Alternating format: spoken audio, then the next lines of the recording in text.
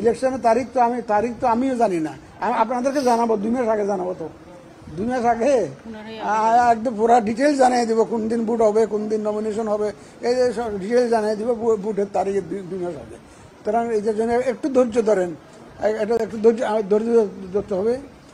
Please wait and C, এবং যথাসময়ে আপনারা জানতে পারবেন।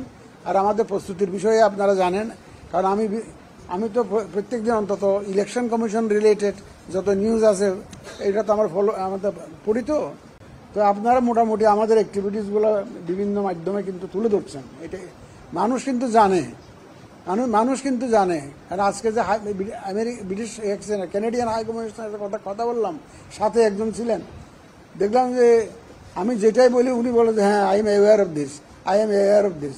কীভাবে অ্যাওয়্যার? আপনাদের মাধ্যমে অ্যাওয়্যার যে আমরা যে কাজগুলো করেছি, এই যে ভোটার রেজিস্ট্রেশন করেছি, ইউএনডিপি আমাদেরকে সাপোর্ট দিয়েছে, আমাদেরকে ওরা ক্যামেরা দিয়েছে, তারপরে ল্যাপটপ দিয়েছে।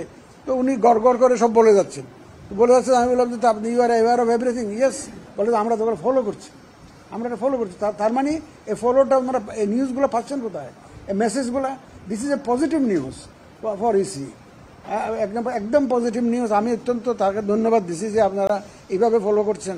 And please convey this message to your respective governments and also among the diplomatic circle. আপনারা এই মেসেজগুলো বলবেন যে EC is seriously working with their aim, এবং তারা প্রিপারেশন নিচ্ছে যাতে একটা সুষ্ঠু নির্বাচন এবং ফেয়ার একটা নির্বাচন এবং অ্যাকসেপ্টেবল একটা নির্বাচন, ক্রেডিবল একটা নির্বাচন যাতে আমরা উপহার দিতে পারি।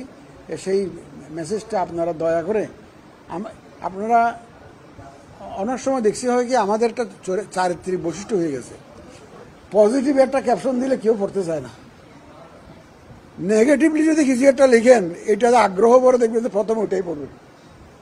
তো এই জন্য আমি দেখেছি যে অনেকের ভিতরে লেখা ঠিক আছে, কিন্তু বোল্ডলি যেটা ক্যাপশন আছে এটা কিন্তু নেগেটিভ একটা মেসেজ দেয়।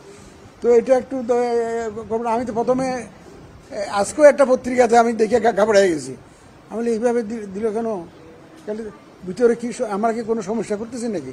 পরে আমি পড়ে দেখলাম everything is positive, but the caption was so negative যে কোনো কেউ পড়লে মনে কষ্ট পাবে যে কি লিখেছি কি।